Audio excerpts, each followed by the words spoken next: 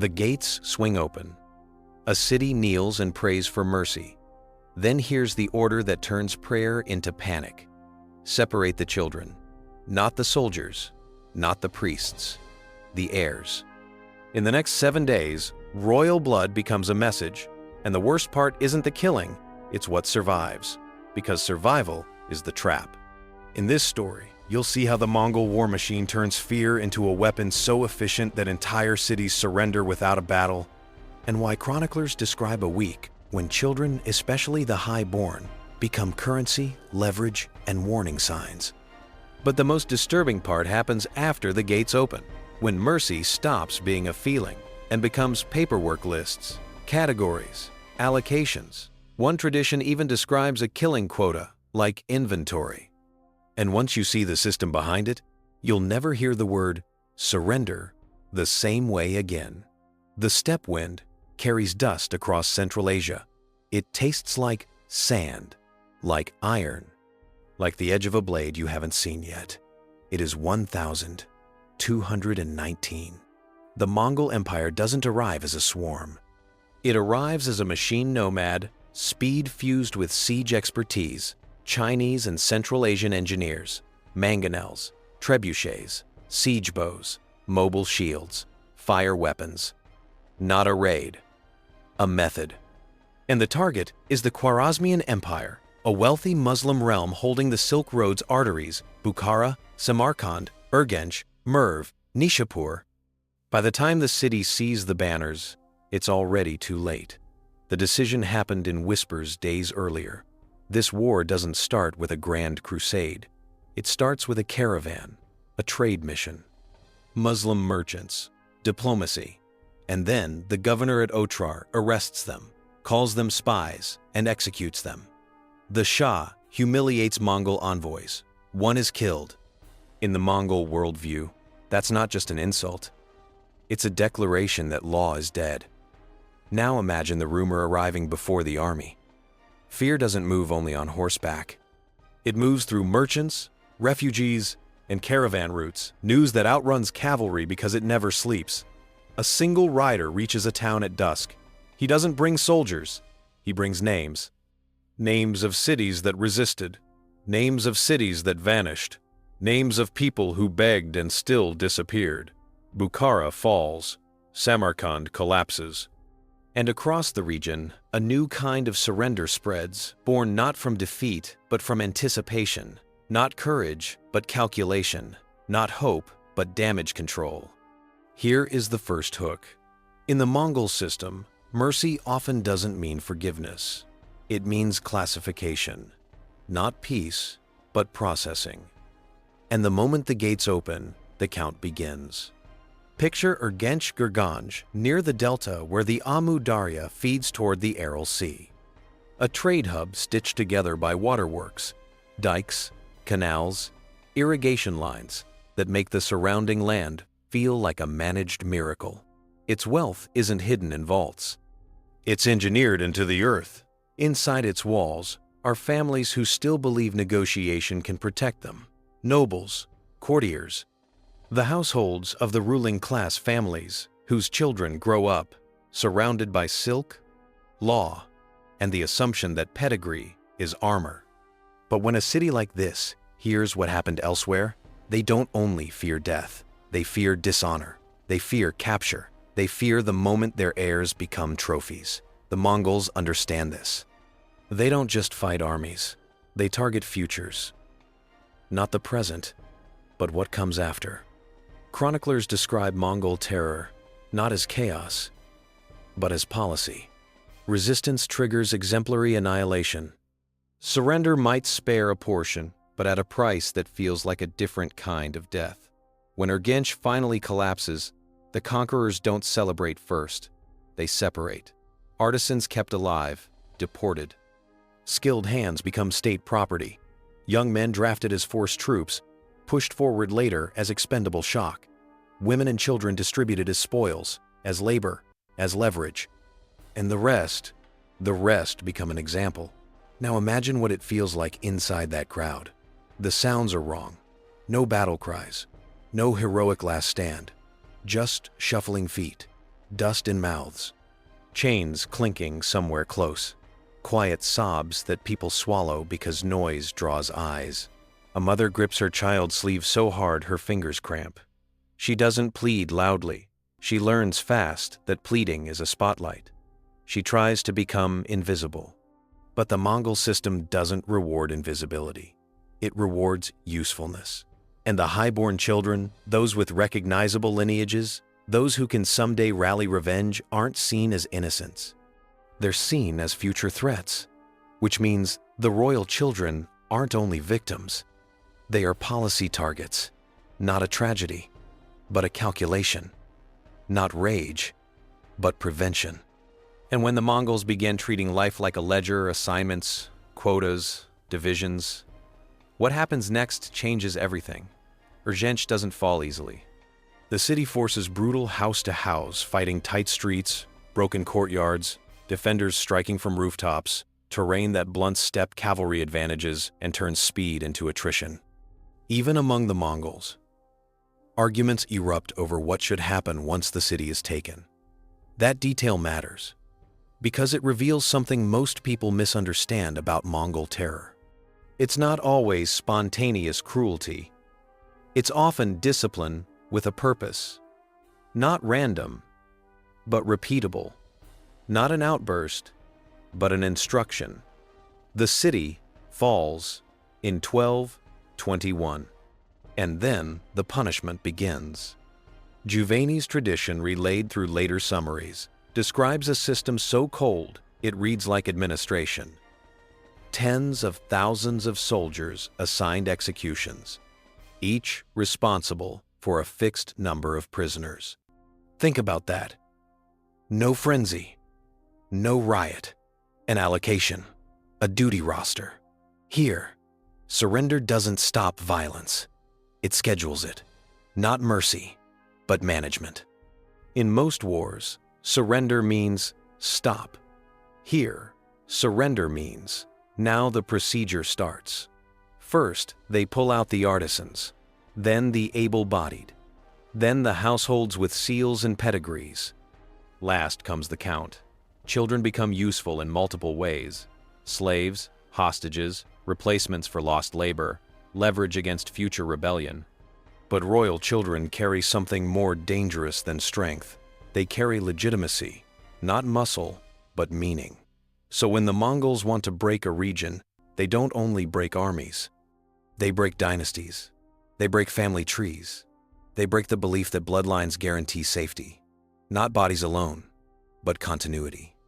Now, across the region, towns watch this pattern unfold like a slow-moving storm.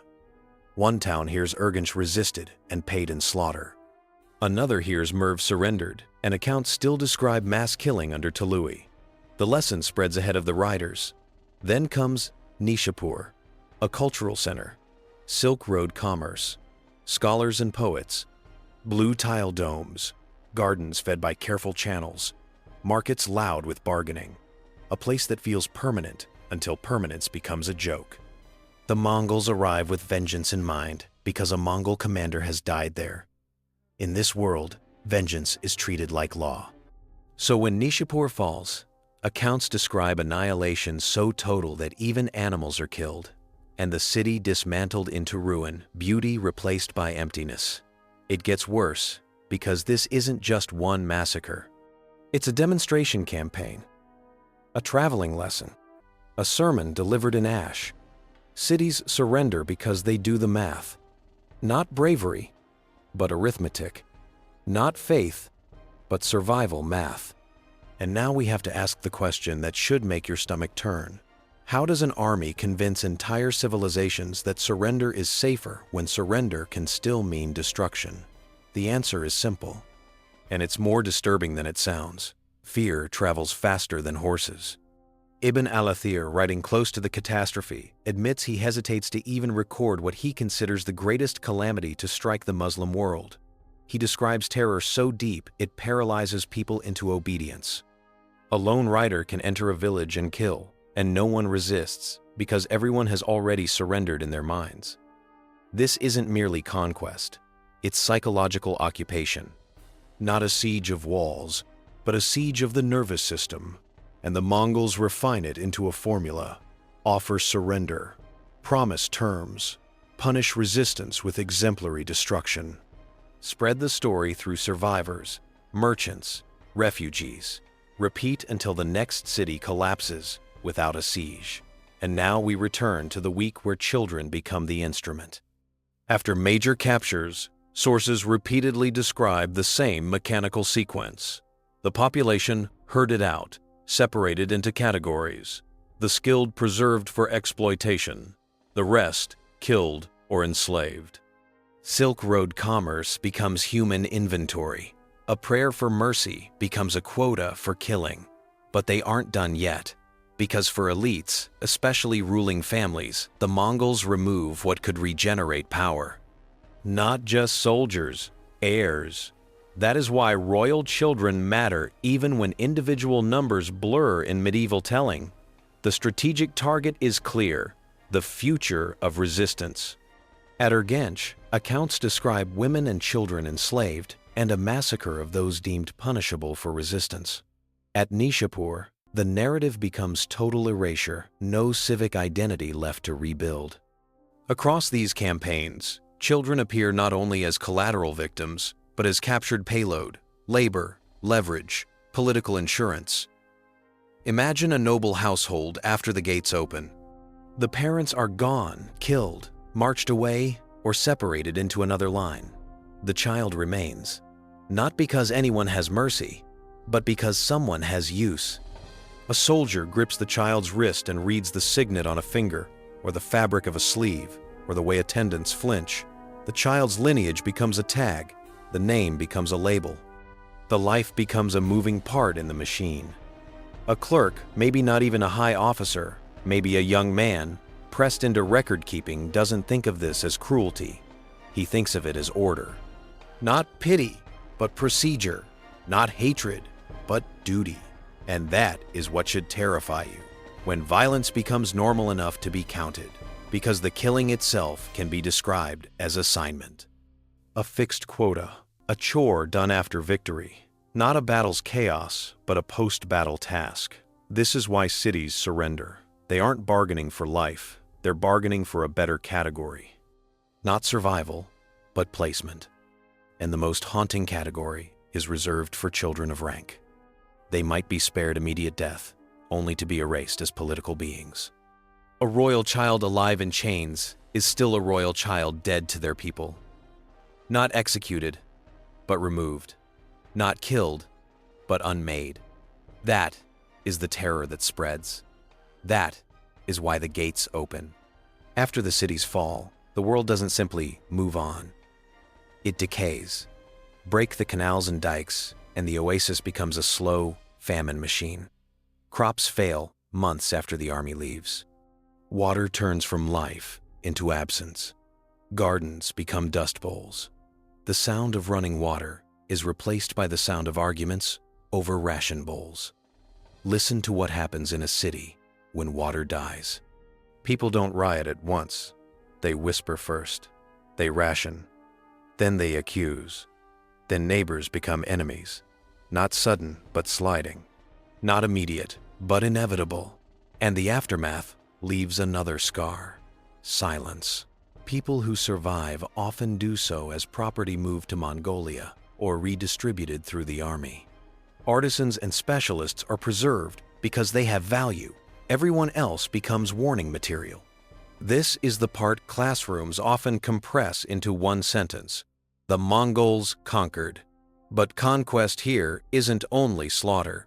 It's sorting humans into supply chains, not only death, but relocation. Not only victory, but extraction.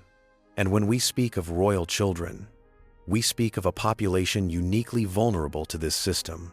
They are not merely mouths to feed. They are symbols, future leaders, future banners for revolt. So what happens to them after surrender? Sometimes death, sometimes slavery, sometimes forced assimilation into enemy households. Sometimes disappearance so complete that later generations can't trace the line. A dynasty doesn't always end with an execution. Sometimes it ends with a child who grows up in another language, under another god, carrying another name, not slain, but severed. Modern historians debate medieval casualty numbers, especially the immense figures in some chronicles for cities like Merv and Nishapur. Some call them exaggerations. Others argue they reflect trauma, incomplete accounting, and the inability to count a world collapsing. But the core point stands. The Mongol campaign creates a reputation so terrifying, it becomes a weapon by itself. A city doesn't wait to see the siege engines. It opens the gates at the sound of a name. That is why cities surrendered. Because the Mongols don't only conquer walls, they conquer imagination. They plant images, mothers pulled from children, quotas assigned, whole cities erased. And when a city imagines that outcome clearly enough, it will surrender without a fight, hoping to be counted among the useful. But that hope hides a trap, because the Mongols can treat surrender as submission, and submission as ownership. Not peace, but possession. Here is the darkest secret. The worst horror is not the blade, it is the system that replaces mercy. Once the method is perfected, surrender doesn't save you. Surrender only changes how you vanish. Not survival, but a different disappearance. The phrase 40,000 royal children points to the deeper truth behind conquest terror. In mass campaigns, children of rank become the most valuable captives and the most dangerous survivors. In that logic, an army doesn't need to kill every child to destroy a dynasty. It only needs to destroy what the child represents. A royal child taken as a slave is still breathing, but the name is cut out of history. Identity becomes property. The future becomes a tool, not death, but erasure. And this is why the terror works so well that cities surrender. They don't only fear dying, they fear a fate worse than death for a ruling class, the extinction of lineage, the transformation of heirs into nobody, the creation of orphans who can no longer inherit anything, land, title, even memory. Ibn al-Athir describes the catastrophe as so heavy he almost cannot write it. That isn't only grief for the dead. It's grief for a world where rules no longer protect the innocent. And once people believe that, they surrender. Because surrender offers the illusion of choosing the category. But the category is still a cage. Why does this matter now? Because this isn't only a medieval story about horse archers and burning cities. It's a story about how violence becomes efficient, how terror becomes policy, how an empire learns that the fastest way to win is not to fight every battle, but to convince everyone the battle is already lost. You can see echoes of this logic whenever fear outruns facts, whenever infrastructure is targeted to make survival impossible, whenever displacement becomes strategy. Not bullets first, belief first. And you can see it in how history remembers the Mongols. Some stories focus on trade routes and administration, others focus on annihilation. Both can be true because empires often build roads with one hand and graves with the other. What the Mongol campaigns prove is chillingly simple. A reputation can function like a siege engine. A story can do what an army cannot, and when the story is strong enough, filled with images of quotas, extermination orders, children separated and redistributed cities surrender without seeing a single arrow. They surrender to the rumor. They surrender to the memory. In the end, the Mongols don't only conquer cities. They conquer futures by deciding which children grow up free and which grow up erased. If you want more dark history told with the details most classrooms skip, stay close. Next, we follow another surrender that turns into a trap where the promise of mercy becomes a sentence. Because sometimes the gates open, not because people trust you, but because they fear what you'll do if they don't.